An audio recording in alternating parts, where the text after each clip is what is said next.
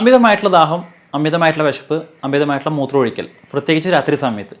ഈ പറയുന്ന ലക്ഷണങ്ങൾ നിങ്ങൾക്കുണ്ടെങ്കിൽ നിങ്ങളുടെ ഷുഗറിൻ്റെ ലെവൽ ചെക്ക് ചെയ്യുന്നത് നന്നായിരിക്കും. ഇതൊക്കെ തന്നെ പ്രമേഹത്തിൻ്റെ പ്രാഥമിക ലക്ഷണങ്ങളാണ്. നമ്മൾ ഈ വീഡിയോയിൽ സംസാരിക്കാൻ പോകുന്നത് പ്രമേഹത്തെ പറ്റിയാണ്. ഞാൻ ഡോക്ടർ ഉമർ മുക്താർ, ഭൂമി നാച്ചുറൽ വെൽനെസ്സിലെ യുണൈറ്റഡ് ഡിപ്പാർട്ട്മെൻറ്റ് കൺസൾട്ടൻ്റാണ്. പ്രമേഹം അഥവാ ഡയബറ്റീസ് മെലിറ്റസ് എന്ന് പറയുന്ന മലയാളികൾ ഷുഗർ എന്ന് വിളിക്കുന്ന അസുഖം ഇതെന്താണ്? നമുക്കിന്ന് ഒരുപാട് ആളുകൾക്കിടയിൽ അസുഖമുണ്ട്. വളരെ അധികം തന്നെ നമുക്ക് കാണാൻ കഴിയുന്നൊരു അസുഖമാണ് പ്രമേഹം എന്ന് പറയുന്നത്. ഇതൊരു ലൈഫ് സ്റ്റൈൽ ഡിസോർഡർ കൂടിയാണ്. നമ്മുടെ ജീവിതശൈലി രോഗമായിട്ട് പരിഗണിക്കുന്ന ഏറ്റവും മുൻപന്തിയിൽ നിൽക്കുന്ന ഒരു അസുഖമാണ് ഷുഗർ എന്ന് പറഞ്ഞ ഡയബറ്റീസ്. ഇതിനെ പറ്റിയിട്ട് ഒരുപാട് സംശയങ്ങൾ ആളുകൾക്കുണ്ട്. ഇത് ഏത് പ്രായത്തിലാണ് സംഭവിക്കുന്നത്? ഇത് വന്നു കഴിഞ്ഞാൽ പരിപൂർണ്ണമായിട്ട് മാറ്റാൻ കഴിയുമോ? കാലങ്ങളോട് മെഡിസിൻ എടുക്കേണ്ടി വരുമോ? ഇതിൻ്റെ കോംപ്ലിക്കേഷൻസ് വളരെയധികം ഭീകരമല്ലേ? അങ്ങനെ ഒരുപാട് സംശയങ്ങൾ. ഇത് വന്നു കഴിഞ്ഞാൽ പിന്നെ ചോറിന് പകരം നമ്മൾ ചപ്പാത്തി ആക്കിയാൽ ഇതിനൊരു മാറ്റം കിട്ടുമോ? തുടങ്ങിയ ഡൗട്ടുകളൊക്കെ നമുക്ക് ഇവിടെ പരിശോധിക്കാം. ഷുഗർ എന്ന് പറയുന്ന കണ്ടീഷൻ അഥവാ പ്രമേഹം എന്ന് പറയുന്ന ഒരു അവസ്ഥ ഹൈപ്പർ ഗ്ലൈസീമിയ എന്ന് പറയുന്നൊരു അവസ്ഥയാണ്. അത് എന്ന് വെച്ച് കഴിഞ്ഞാൽ നമ്മുടെ ശരീരത്തിൻ്റെ അകത്ത്, രക്തത്തിൻ്റെ അകത്ത് ഗ്ലൂക്കോസിൻ്റെ ലെവൽ കൂടുന്നതിനെയാണ് സിമ്പിളായിട്ട് നമ്മൾ ഷുഗർ എന്ന് പറയാറുള്ളത്. ഗ്ലൂക്കോസ് എന്ന് വെച്ച് കഴിഞ്ഞാൽ നമ്മുടെ ശരീരം പ്രവർത്തിക്കാൻ ആവശ്യമായിട്ടുള്ള ഊർജ്ജമാണ്. നമ്മൾ ഭക്ഷണം കഴിക്കുന്ന വഴി ഉണ്ടാവുന്ന ആ ഒരു എനർജിയെ അല്ലെങ്കിൽ ആ ഗ്ലൂക്കോസ് ഫോമിനെയാണ് ശരീരം ഉപയോഗപ്പെടുത്തിക്കൊണ്ട് ശരീരം പ്രവർത്തിക്കുന്നത്. അപ്പോൾ നമ്മൾ ഭക്ഷണം കഴിച്ചിട്ട് ഒരുപാട് എമൗണ്ട് എനർജി വരികയാണെങ്കിൽ, ഒരുപാട് എമൗണ്ട് ഗ്ലൂക്കോസ് വരികയാണെങ്കിൽ ഇതിനെ പ്രോപ്പറായിട്ട് നമ്മുടെ ശരീരം സ്വീകരിക്കുന്നില്ല എങ്കിൽ, അതിനെ അല്ലെങ്കിൽ അമിതമായിട്ടുള്ള ഗ്ലൂക്കോസിനെ മറ്റൊരു രൂപത്തിലേക്ക് മാറ്റപ്പെടുന്നില്ല എങ്കിൽ നമുക്ക് ഷുഗർ സംഭവിക്കാൻ ചാൻസ് കൂടുതലാണ്. ഒന്നുകൂടെ സിമ്പിളായിട്ട് പറയുകയാണെങ്കിൽ രണ്ട് തരത്തിലാണ് ഷുഗർ കാണാറുള്ളത്. ഒന്ന് ടൈപ്പ് 1 ഷുഗർ, ഒന്ന് ടൈപ്പ് 2 ഷുഗർ. ഈ ടൈപ്പ് 1 ഡയബറ്റീസ് മെലിറ്റസ് എന്ന് പറയുന്ന കണ്ടീഷൻ വെച്ച് കഴിഞ്ഞാൽ നമ്മുടെ ശരീരത്തിൻ്റെ അകത്ത് ഒരുപാടായിട്ട് ഉണ്ടാകുന്ന ഗ്ലൂക്കോസിനെ ഈ പറയുന്ന ഗ്ലൈക്കോജൻ ഫോമിലേക്ക് മാറ്റപ്പെടണം. ഒന്നുകൂടി സിമ്പിളായിട്ട് പറയുകയാണെങ്കിൽ നമ്മൾ വീടിനകത്തൊക്കെ നമ്മൾ പഞ്ചസാര വാങ്ങുന്ന ആളായിരിക്കും. നമ്മൾ അപ്പോൾ പോയിട്ട് പഞ്ചസാര വാങ്ങല്ലേ ചെയ്യുക. നമ്മൾ കുറച്ച് എമൗണ്ട് പഞ്ചസാര കൂടുതൽ വാങ്ങി വെക്കും. എന്നിട്ട് ആവശ്യാനുസരണം നമ്മൾ എന്ത് ചെയ്യും? ഈ ചായയിലേക്ക് ഇട്ട് കൊടുക്കുകയാണ് ചെയ്യുക. അപ്പോൾ ബാക്കിയുള്ള പഞ്ചസാര നമ്മൾ എന്ത് ചെയ്യും? സ്റ്റോർ റൂമിൽ എടുത്ത് വെക്കും. ഇതേപോലെ തന്നെ നമ്മുടെ ശരീരത്തിൻ്റെ അകത്ത് ഗ്ലൂക്കോസിൻ്റെ ലെവൽ കൂടുകയാണെങ്കിൽ ആവശ്യാനുസരണം മാത്രം ശരീരം അതിനെന്ത് ചെയ്യും? ഗ്ലൂക്കോസ് ആക്കിയിട്ട് പുറന്തള്ളും. അല്ലാത്ത സമയത്ത് ബാക്കി വരുന്ന എക്സസീവായിട്ടുള്ള അല്ലെങ്കിൽ അമിതമായിട്ട് വരുന്ന ഈ പറയുന്ന ഗ്ലൂക്കോസിനെ മറ്റൊരു രൂപത്തിലാണ് ശരീരം സംഭരിച്ചു വെക്കുന്നത്. ഈ സംഭരണത്തിന് സഹായിക്കുന്നത് ഇൻസുലിൻ എന്ന് പറയുന്ന ഹോർമോണാണ്.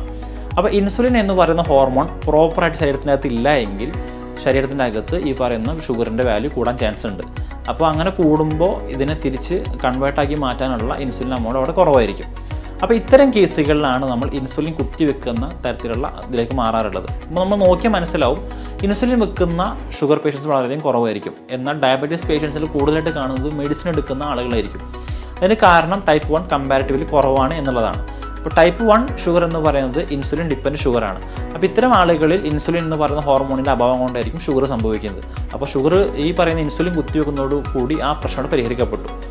രണ്ടാമത്തെ ടൈപ്പ് ഓഫ് ഷുഗർ എന്ന് പറയുന്നത് ഇൻസുലിനുമായിട്ട് ബന്ധമില്ലാത്ത ഷുഗറാണ്. അതായത് ഉദാഹരണം നമ്മൾ ഒരു പ്രൊഡക്റ്റ് ഉണ്ടാക്കി കഴിഞ്ഞ് ആ പ്രൊഡക്റ്റ് വാങ്ങാൻ ആളില്ലെങ്കിൽ ആ പ്രൊഡക്റ്റ് അവിടെ കെട്ടിക്കിടക്കും.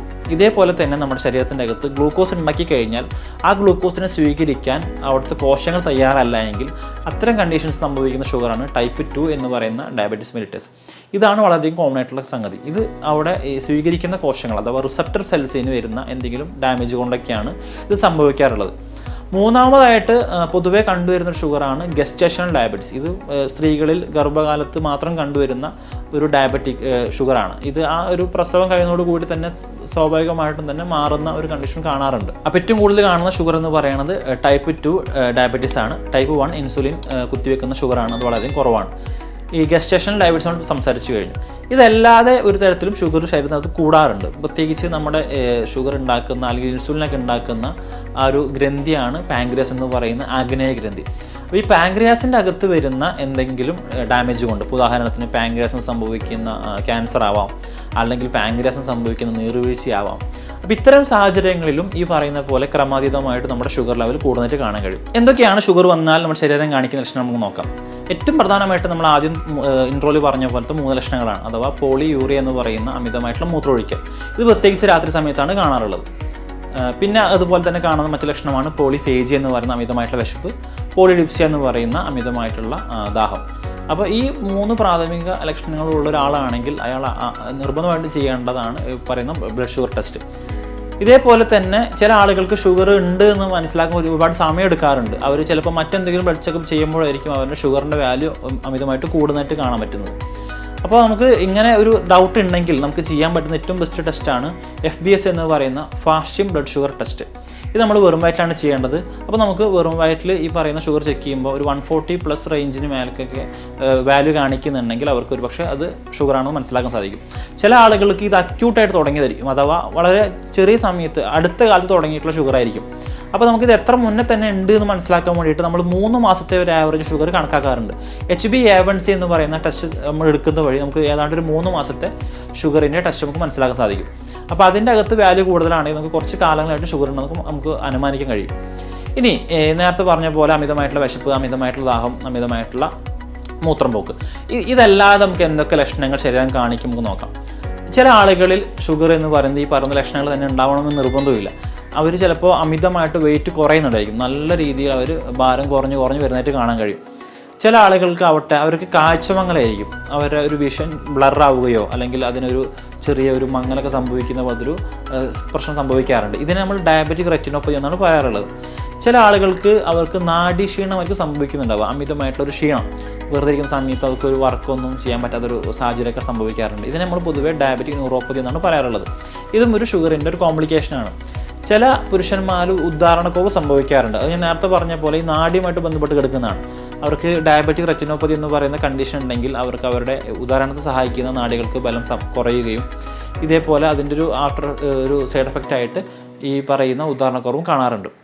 ചില വ്യക്തികളിൽ നോൺ ഹീലിംഗ് അൾസേഴ്സ് ആയിരിക്കും ഇതിൻ്റെ ലക്ഷണമായിട്ട് കാണാറുള്ളത്. അഥവാ ഒരു മുറി ഉണ്ടായിക്കഴിഞ്ഞാൽ അത് ഒരുപാട് സമയം എടുക്കും അത് ഉണങ്ങാൻ വേണ്ടിയിട്ട്. അപ്പോൾ ഇത്തരം കണ്ടീഷൻസിൽ നമുക്ക് അതൊരു പക്ഷേ ഷുഗർ കൊണ്ടാണെന്ന് നമുക്ക് അനുമാനിക്കാൻ പറ്റും. ചില വ്യക്തികൾക്ക് ഉണ്ടാകുന്ന ബുദ്ധിമുട്ടെന്ന് പറഞ്ഞാൽ ഡ്രൈ മൗത്ത് ആണ്, അഥവാ അവരുടെ വായ എപ്പോഴും വരണ്ടിരിക്കും. അവരെപ്പോഴും പറയുന്നൊരു പരാതി വായ എപ്പോൾ ഒക്കെയാലും വരണ്ടുകൊണ്ടാണെന്ന് പറയുന്നൊരു ബുദ്ധിമുട്ട് അവർ പറയാറുണ്ട്. അപ്പോൾ ഡ്രൈ മൗത്ത്, ഇടയ്ക്കിടയ്ക്ക് വായ വരണ്ട്, ഇടയ്ക്കിടയ്ക്ക് വെള്ളം കുടിക്കുന്നൊരു കണ്ടീഷൻ ഉണ്ടെങ്കിൽ അതിൻ്റെ ബാക്കിയുള്ള റീസൺ ഒരു പക്ഷേ നമുക്ക് ഡയബറ്റീസ് ആണ് മനസ്സിലാക്കാൻ സാധിക്കും. ഇതേപോലെ തന്നെ ഞാൻ നേരത്തെ ഡയബറ്റിക് ന്യൂറോപ്പതി എന്ന് പറഞ്ഞ കണ്ടീഷൻ പറഞ്ഞു. നമ്മുടെ ഷുഗർ വന്നു കഴിഞ്ഞ് നമ്മുടെ നാഡികൾ ക്ഷീണിക്കുന്നത് വഴി ഉണ്ടാകുന്ന ഒരു ബുദ്ധിമുട്ട്. ഇതിൻ്റെ ഒരു സൈഡ് എഫക്റ്റ് ആയിട്ട് കാണുന്നൊരു കണ്ടീഷനാണ് നംബ്നെസ് അഥവാ പാരസ്തേഷ്യ എന്ന് പറയുന്ന തരിപ്പ്. കൈകാലുകളിലൊക്കെ അസഹനീയമായിട്ടുള്ള തരിപ്പ്, ഇതൊക്കെ സംഭവിക്കുന്നതും ഷുഗറിൻ്റെ ഒരു പ്രധാനപ്പെട്ട കോംപ്ലിക്കേഷൻ ആയിട്ട് സംഭവിക്കുന്ന ഒരു കാര്യമാണ്. എന്തൊക്കെ കാര്യങ്ങൾ കൊണ്ടാണ് പ്രധാനമായിട്ടും പ്രമേഹം സംഭവിക്കുന്നത് നോക്കാം. പ്രൈമറി റീസണായിട്ട് പറയുന്നത് പാരമ്പര്യമാണ്, ജെനറ്റിക്സ്.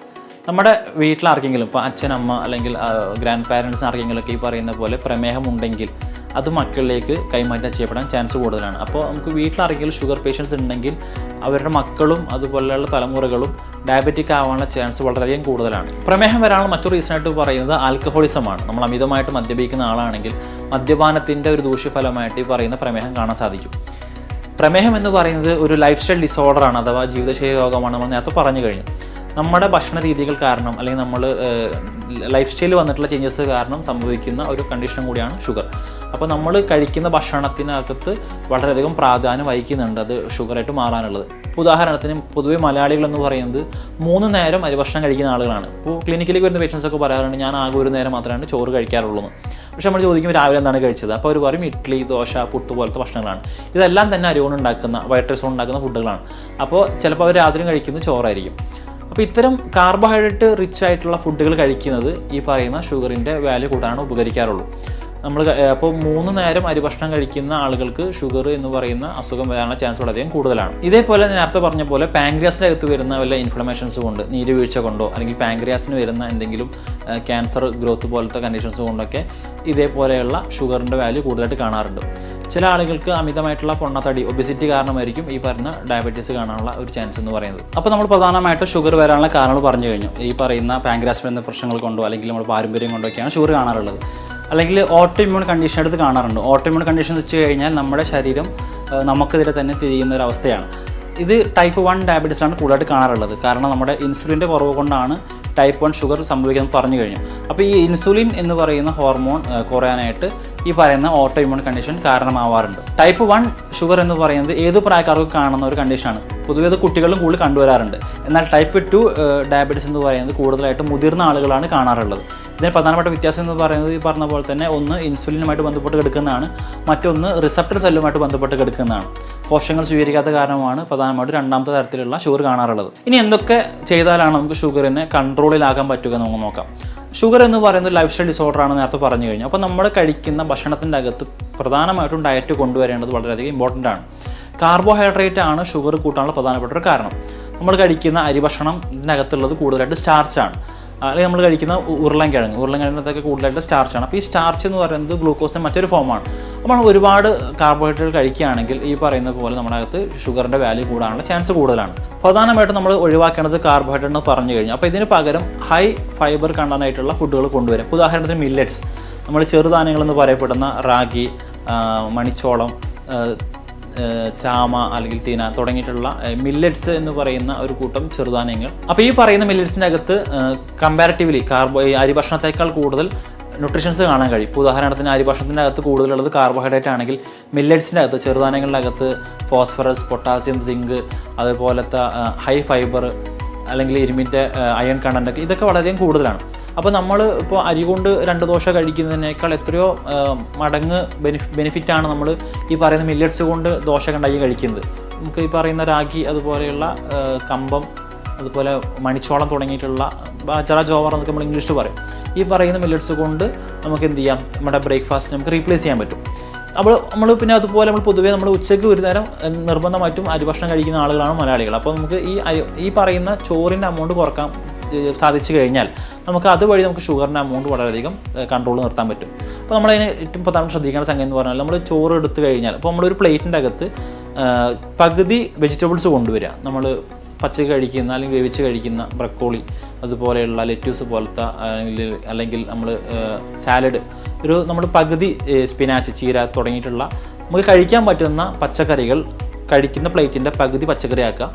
അതേപോലെ ബാക്കി പകുതിയുടെ പകുതി, അല്ലെങ്കിൽ 1/4 ഭാഗം ചോറാക്കുക. ബാക്കി 1/4 ഭാഗത്ത് നമുക്ക് നട്ട്സോ അല്ലെങ്കിൽ ഫ്രൂട്ട്സോ തുടങ്ങിയിട്ടുള്ള ഒരു ഡയറ്റ് പ്ലാൻ കൊണ്ടുവരികയാണെങ്കിൽ നമുക്ക് വളരെയധികം ബെനിഫിഷ്യലായിട്ട് ഒരു മാസം കൊണ്ടൊക്കെ തന്നെ നമുക്ക് നല്ല രീതിയിലുള്ള മാറ്റം കാണാൻ സാധിക്കും. അപ്പോൾ ഫ്രൂട്ട്സ് എന്ന് പറഞ്ഞപ്പോൾ ആളുകൾക്ക് ഡൗട്ട് ഉണ്ടായിരിക്കും, എന്ത് തരം ഫ്രൂട്ട്സാണ് കഴിക്കാൻ പറ്റുള്ളത്. ഹൈ ഷുഗർ കണ്ടൻ്റുള്ള പൈനാപ്പിൾ, അതുപോലെ ഈത്തപ്പഴം തുടങ്ങിയിട്ടുള്ള ഷുഗറുകൾ ഒഴിവാക്കുകയാണ് നല്ലത്. നമുക്കതിന് പകരം ആപ്പിൾ, സബർജില്ല, അതുപോലെയുള്ള പേരക്ക തുടങ്ങിയിട്ടുള്ള വളരെ ലെസ് അമൗണ്ട് ആയിട്ടുള്ള ഫ്രൂട്ടുകൾ ഉപയോഗിക്കുന്നത് നമുക്ക് ഉപകാരം ചെയ്യും. ഇതേപോലെ നമ്മൾ ചെയ്യുന്നൊരു കാര്യമാണ് അരി ഭക്ഷണം നിർത്തി നമ്മൾ രാത്രി ചപ്പാത്തിയിലേക്ക് മാറുക. ഇതിന് പ്രധാനപ്പെട്ട വ്യത്യാസം എന്ന് വെച്ച് കഴിഞ്ഞാൽ, ചപ്പാത്തി എന്ന് കുറച്ച് കഴിച്ചാൽ തന്നെ നമുക്ക് വയറ് നിറഞ്ഞൊരു ഫീൽ ഉണ്ടാവാറുണ്ട്. ശരിക്കും ചപ്പാത്തിയും ഈ പറയുന്ന അരി ഭക്ഷണവും പ്രത്യക്ഷത്തിൽ ഒന്നാണ്. രണ്ടിനകത്തുള്ളത് കാർബോഹൈഡ്രേറ്റ് ആണ്. നമ്മളൊരു കഷ്ണം ചപ്പാത്തി വെറുതെ ചവച്ച് നോക്കി നമുക്ക് അതിനകത്ത് മധുരം ഫീൽ ചെയ്യും. അപ്പോൾ നമ്മൾ ഒരു ഗുണം എന്ന് വെച്ച് കഴിഞ്ഞാൽ, നമ്മൾ ഒരുപാട് ചോറ് തിന്നുന്നതിൻ്റെ ആ ഒരു അമൗണ്ട് കമ്പയർ ചെയ്യുകയാണെങ്കിൽ ചപ്പാത്തി വളരെ കുറച്ച് മതി. 2-3 ചപ്പാത്തി കഴിക്കുമ്പോൾ തന്നെ നമുക്ക് വയറ് ഫില്ലാവും. ആ ഒരു റേഷ്യോയിൽ നമ്മൾ ചോറ് എടുക്കുകയാണെങ്കിൽ നമുക്ക് ഒരുപാട് ചോറ് കഴിക്കേണ്ടി വരും, നമുക്ക് ആ ഒരു രീതിയിലേക്കുള്ള സംതൃപ്തി കിട്ടാൻ വേണ്ടി. അപ്പോൾ ഈ ഒരു കാര്യം കൊണ്ടാണ് നമ്മൾ എന്ത് ചെയ്യുന്നത്, ചോറ് മാറ്റിയിട്ട് ചപ്പാത്തി ആക്കുന്നത്. അപ്പോൾ ഇത്തരം ഡയറ്റ് പ്ലാൻ പ്രോപ്പറായിട്ട് ഫോളോ ചെയ്യുകയാണെങ്കിൽ, ഇപ്പം നേരത്തെ പറഞ്ഞ പോലെ രാവിലെ ഈ പറയുന്ന അരി ഭക്ഷണത്തിന് പകരം മില്ലറ്റ്സ് ആകുകയാണെങ്കിൽ, അല്ലെങ്കിൽ പ്രോട്ടീൻ കൂടുതലുള്ള ഈ പറയുന്ന പോലെ എഗ്ഗ് വൈറ്റ്, മുട്ടയുടെ വെള്ള, അതുപോലെ ചെറുപയർ മുളപ്പിച്ചത്, ഇങ്ങനെയൊക്കെ നമ്മൾ മാറ്റം കൊണ്ടുവരികയാണെങ്കിൽ, ഉച്ചയ്ക്ക് ഈ പറയുന്ന പോലെ നമ്മുടെ ഫുഡിൻ്റെ അകത്ത് ഈ പകുതി വെജിറ്റബിൾസ്, അതിൻ്റെ 1/4 ഭാഗം റൈസ്, ബാക്കി 1/4 ഭാഗത്ത് മറ്റ് ഫുഡുകൾ ഉൾപ്പെടുത്തിക്കൊണ്ടുള്ള ഒരു ഡയറ്റ് പ്ലാൻ, ഒരു ഡയറ്റ് ചേഞ്ച്. രാത്രി ഇതേപോലെ നമുക്ക് ചോറിന് പകരം ചപ്പാത്തി ഉപയോഗിക്കാം. അപ്പോൾ നമ്മൾ ഇങ്ങനെ ചെയ്യുന്നത് വഴി നമുക്ക് വലിയ രീതിയിലുള്ള മാറ്റം കാണാൻ കഴിയും. ഇതേപോലെ നമുക്ക് പരീക്ഷ നോക്കാൻ പറ്റുന്ന മറ്റൊരു കാര്യമാണ് പ്രോപ്പർ എക്സസൈസ് ചെയ്യുക എന്നുള്ളത്. നമ്മൾ ഡെയിലി 1 മണിക്കൂറെങ്കിലും എയറോബിക്സ് എക്സസൈസുകൾ ചെയ്യുന്നത് വളരെ നല്ലതാണ്. ഉദാഹരണത്തിന് HIIT എന്ന് പറയുന്ന ഹൈ ഇൻറ്റൻസ് ഇൻ്റർവൽ ട്രെയിനിങ്. ഇതിപ്പോൾ വളരെയധികം പ്രചാരം നേടിക്കൊണ്ടിരിക്കുന്ന ഒരു എക്സസൈസിൻ്റെ ഒരു മെത്തേഡും കൂടിയാണ്. ഇതെങ്ങനെയെന്ന് വെച്ച് കഴിഞ്ഞാൽ, ആദ്യത്തെ ഒരു 10 സെക്കൻഡ് നമ്മൾ നന്നായിട്ട് എക്സസൈസ് ചെയ്യുക, എന്നിട്ടൊരു 40ഓളം സെക്കൻഡ് റെസ്റ്റ് എടുക്കുക. പിന്നീട് ഇതിൻ്റെ ഇൻ്റർവെൽ ഇങ്ങനെ കണ്ടിന്യൂ ചെയ്തുകൊണ്ട് പോകുക. അപ്പോൾ നമുക്ക് ബോഡിയുടെ ഡിമാൻഡ് കൂടുകയും അതിനനുസരിച്ചുള്ള റെസ്റ്റ് കിട്ടുന്നത് വഴി നമുക്ക് അതിനെ മെയിൻറ്റെയിൻ ചെയ്യാൻ പറ്റും. അപ്പോൾ ഇങ്ങനത്തെ എക്സസൈസുകൾ ചെയ്യുക. ഇതേപോലെ നമുക്ക് ഫോളോ ചെയ്യാൻ പറ്റുന്ന മറ്റൊരു മെത്തേഡ് ഓഫ് എക്സസൈസുകളാണ് ഡാൻസ് പോലത്തെ. ചില ആൾക്ക് ഡാൻസ് കളിക്കാൻ ഇഷ്ടമായിരിക്കും, അപ്പോൾ അവർ അങ്ങനത്തെ എക്സസൈസുകളിൽ ഏർപ്പെടുന്നതോ, ഇപ്പോൾ സൂംബ ഡാൻസ്, അതുപോലെ ജിംനാസ്റ്റിക്സ്, മാർഷ്യൽ ആർട്സ് തുടങ്ങിയിട്ടുള്ള നമ്മുടെ ശരീരത്തിനകത്ത് മെയ്വഴക്കം ലഭിക്കുന്ന രീതിയിലുള്ള എക്സസൈസുകൾ ചെയ്യുന്നത് ഷുഗറിൻ്റെ അമൗണ്ട് ക്രമാതീതമായിട്ട് കുറഞ്ഞായിട്ട് കണ്ടിട്ടുണ്ട്. അപ്പോൾ ഇത്തരം ഡയറ്റ് പ്ലാൻ ഫോളോ ചെയ്യുന്നത് വഴി, അതേപോലെ എക്സസൈസുകൾ ചെയ്യുന്നത് വഴി നമുക്ക് വളരെ വലിയ രീതിയിലുള്ള റിസൾട്ട് ഉണ്ടാക്കിയെടുക്കാൻ പറ്റും. അപ്പോൾ നമ്മൾ ഷുഗർ വന്നു കഴിഞ്ഞാൽ അതിന് മരുന്ന് കഴിച്ചുകൊണ്ട് കാലങ്ങളോളം ജീവിക്കുന്നതിനപ്പുറത്തേക്ക് നമ്മുടെ ഭാഗത്തുനിന്ന് എഫേർട്ട് ഇട്ട് ഈ പറയുന്ന ഇതിൻ്റെ ഒരു ഇൻറ്റൻസിറ്റി കുറയ്ക്കാനും മെല്ലെ നമ്മുടെ കൺട്രോളിൻ്റെ അകത്ത് ഷുഗർ കൊണ്ടുവരിക എന്നുള്ള ഒരു സംഗതിയിലേക്ക് എത്താൻ നമ്മൾ ശ്രദ്ധിക്കേണ്ടതുണ്ട്. ഇതേപോലെ ഷുഗർ പേഷ്യൻസിനുള്ള ഏറ്റവും വലിയ ഡൗട്ടാണ് എന്ത് കഴിക്കാം, എന്തൊക്കെ കഴിക്കാൻ പാടില്ല എന്നുള്ളത്. നമ്മൾ മനസ്സിലാക്കേണ്ട സംഗതി, നമുക്ക് ഇഷ്ടമുള്ളതൊക്കെ തന്നെ കഴിക്കാം എന്നുള്ളതാണ്. ഷുഗർ വന്നു കഴിഞ്ഞാൽ നമ്മൾ ആദ്യം ചെയ്യുന്ന സംഗതി നമ്മൾ ആദ്യം തന്നെ എല്ലാ ഭക്ഷണവും ഒഴിവാക്കും. ശരിക്കും ഷുഗർ എന്ന് പറയുന്നത് നമ്മുടെ ശരീരത്തിന് എസെൻഷ്യൽ ആയിട്ടുള്ള ഒരു സംഗതി കൂടിയാണ്. നമ്മുടെ ശരീരം പ്രവർത്തിക്കാൻ ആവശ്യമായിട്ടുള്ള ഊർജ്ജമാണ് ഗ്ലൂക്കോസ് എന്ന് പറയുന്നത്. അപ്പോൾ നമ്മൾ ആഡഡ് ഷുഗേഴ്സാണ് ഒഴിവാക്കേണ്ടത്. നമ്മൾ ചായയിലിടുന്ന അല്ലെങ്കിൽ പഞ്ചസാര അല്ലെങ്കിൽ ബേക്കറിയിലൊക്കെ ഉപയോഗിക്കുന്ന തരം ഷുഗർ, വൈറ്റ് ഷുഗർ, നാച്ചുറലായിട്ട് കിട്ടുന്ന ഷുഗറിന് ഒരു പരിധി വരെ കുഴപ്പമില്ല. എന്ന് വെച്ച് കഴിഞ്ഞാൽ നമ്മൾ ഷുഗറിൻ്റെ എമൗണ്ട് അമിതമായിട്ടുള്ള ഇപ്പോൾ ഈത്തപ്പഴം, പൈനാപ്പിൾ പോലത്തെ ഫുഡുകൾ കഴിക്കണം എന്നുള്ളതല്ല. നമുക്ക് ഇഷ്ടമുള്ളതൊക്കെ കഴിക്കാം, പക്ഷേ ഇഷ്ടമുള്ള അത്രയും കഴിക്കുന്നിടത്താണ് പ്രശ്നം. അപ്പോൾ നമുക്ക് ആവശ്യമുള്ള ഭക്ഷണ പദാർത്ഥങ്ങൾ വളരെ ചെറിയ രീതിയിലൊക്കെ നമുക്ക് ടേസ്റ്റ് നോക്കുന്നത് വലിയ തെറ്റില്ല. അപ്പോൾ പ്രോപ്പറായിട്ട് ഡയറ്റ് ഫോളോ ചെയ്യുന്നത് വഴി, ലോ കലോറി ആയിട്ടുള്ള ഹൈ ഫൈബർ ആയിട്ടുള്ള ഫുഡുകൾ എടുക്കുന്നത് വഴി, കൃത്യമായിട്ട് എക്സസൈസ് ചെയ്യുന്ന വഴിയൊക്കെ നമുക്ക് ഷുഗറിനെ നമുക്ക് പരിധിയിലൊക്കെ ആക്കാൻ കഴിയും. അപ്പോൾ ഇത്രയും കാര്യങ്ങൾ നമ്മൾ ഓർമ്മയിൽ വെക്കുകയാണെങ്കിൽ, ഉദാഹരണത്തിന് കൃത്യമായിട്ട് ഡയറ്റ് ഫോളോ ചെയ്യുകയാണ്, കൃത്യമായിട്ട് എക്സസൈസ് ചെയ്യുകയാണെങ്കിൽ, കലോറി കുറഞ്ഞ ഫൈബർ കണ്ടൻറ്റ് കൂടിയിട്ടുള്ള ഭക്ഷണങ്ങൾ നമ്മൾ അതിലേക്ക് മാറുകയാണെങ്കിൽ, നമ്മളിപ്പോൾ നേരത്തെ പറഞ്ഞ പോലെ തന്നെ ബ്രേക്ക്ഫാസ്റ്റിൻ്റെ പാറ്റേണൊക്കെ ഒന്ന് ചേഞ്ച് ചെയ്ത് നമ്മുടെ ഭക്ഷണ രീതികളൊക്കെ ഒന്ന് മാറ്റി നമ്മളൊന്ന് എനർജറ്റിക് ആവുകയാണെങ്കിൽ നമ്മുടെ കൺട്രോൾ വരുത്താൻ കഴിയുന്ന ഒരു അസുഖമാണ് ഈ പറയുന്ന പ്രമേഹം എന്ന് പറയുന്നത്. അതിന് കാലാകാലം മരുന്ന് കഴിച്ച് നമ്മൾ ഡിപ്രഷൻ അടിക്കേണ്ട ആവശ്യമില്ല. ഇതിൻ്റെ കോംപ്ലിക്കേഷൻസ് നമുക്ക് പരമാവധി ഒഴിവാക്കാൻ പറ്റും. നമ്മൾ ഹെൽത്തി ആയിരിക്കുന്നിടത്തോളം കാലം ഇതിൻ്റെ കോംപ്ലിക്കേഷൻസ് നമ്മുടെ വലിയ രീതിയിൽ ബാധിക്കാനും ചാൻസ് കുറവാണ്. അപ്പോൾ ഇതുമായിട്ട് ബന്ധപ്പെട്ട സംശയങ്ങളുണ്ടെങ്കിൽ നിങ്ങൾക്ക് താഴെ കാണുന്ന നമ്പറിൽ ചോദിക്കുകയോ മെസ്സേജ് അയക്കുകയോ ചെയ്യാം. മറ്റു വീഡിയോ നമുക്ക് വീണ്ടും കാണാം. Thank you.